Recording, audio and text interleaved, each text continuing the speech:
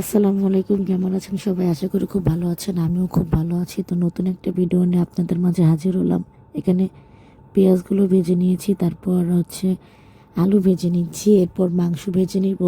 তো অবশ্যই আপনারা বুঝতে পারছেন যে আমি এখানে কি রান্না করব। তো চলুন দেখি আজকে কি রান্না করি। পেঁয়াজগুলো ভেজে নিয়েছি, পেঁয়াজের মধ্যে রসুন বাটা, তারপর দিয়ে দিব আদা বাটা।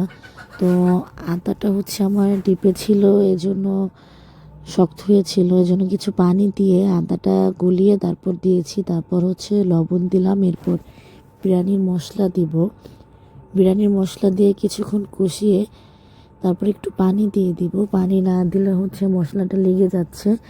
এখন এর মধ্যে আমি ভেজে রাখা আলু আর ভেজে রাখা মাংসগুলো দিয়ে দিব। দিয়ে তার মধ্যে কিছুটা কাঁচামরিচ ছিটিয়ে দিব। তো গোটা 4-5টা কাঁচামরিচ আমি এর মধ্যে দিয়ে দিব। কাঁচামরিচগুলো দিলাম, কাঁচামরিচগুলো দিয়ে সুন্দর করে নাড়াচাড়া করে কষিয়ে তারপর আমি ঢেকে দেব। তো কিছুক্ষণ পর দেখুন মাশাআল্লাহ মাংসের কালারটা খুব সুন্দর এসেছে। এবার আর একটা হাঁড়িতে আমি পেঁয়াজ ভেজে নিচ্ছি। পেঁয়াজ গরম মশলা, এলাচ, দারচিনি এগুলো দিয়ে তারপর আমি লবণ দিয়ে তারপর চালগুলো দিয়ে সুন্দর করে নাড়াচাড়া করে ভেজে নিব। তো চালগুলো ভেজে নেওয়ার পর আমি এখানে বেশ কিছু পানি দিয়ে দিব। তো পরিমাণ মতো পানি আমি এটা চোখের আইডিয়াতে দেই। অনেকে মেপে পানি দেয়, আমি আসলে মেপে পানি দিই না। এর মধ্যে মাংসগুলো দিয়ে দিব। মাংসগুলো দিয়ে সুন্দর করে মিক্সড করে নিব।